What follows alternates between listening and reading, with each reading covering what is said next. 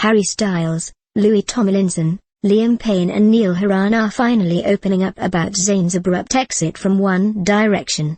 In a new interview, the now four-piece band confessed that they're gutted by the 22-year-old quitting.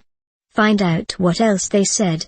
"We still can't believe that One Direction is now a four-piece band, but Harry Styles, Louis Tomlinson, Liam Payne, and Neil Horan sort of made it official by giving their first post-Zayn Malik exit interview. During it, they revealed how they feel about Zayn's departure and what it's now like without him." One Direction interview, band speaks after Zayn Malik quits. "We're gutted. It's been a tough few weeks, probably the toughest since the band was formed 5 years ago.